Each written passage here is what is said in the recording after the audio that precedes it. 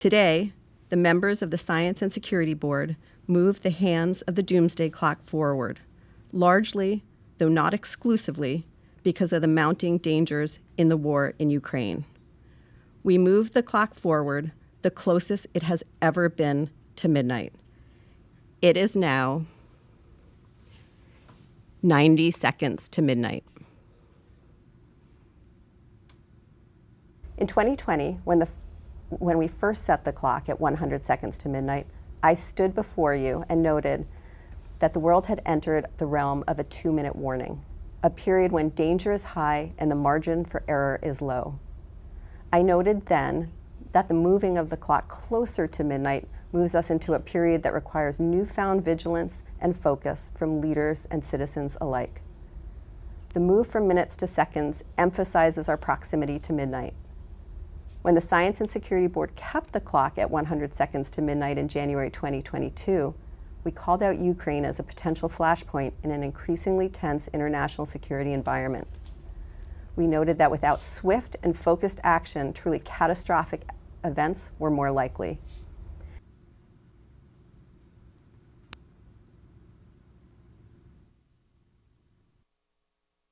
In February 2022, weeks after our announcement, our fears were borne out when Russia invaded Ukraine. In March of 2022, the Bulletin issued a statement that condemned the illegal and dangerous invasion of Ukraine by Russia and called on all countries to denounce Russia's actions and President Putin's outrageous threats of nuclear use. Russia's thinly veiled threats to use nuclear weapons remind the world that escalation of the conflict by accident, intention, or miscalculation is a terrible risk. The possibilities that the conflict could spin out of anyone's control remains high. As UN Secretary General Antonio Guterres warned this past August, the world has entered a time of nuclear danger not seen since the height of the Cold War.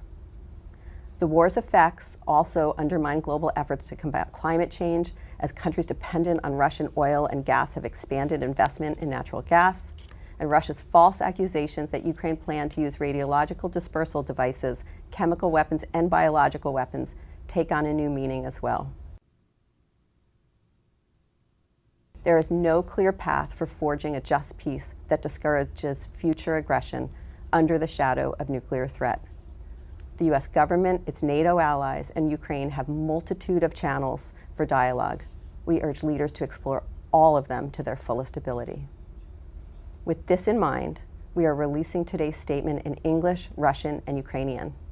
It is the first time we have done this, and we hope it garners the attention it deserves in the capitals most affected.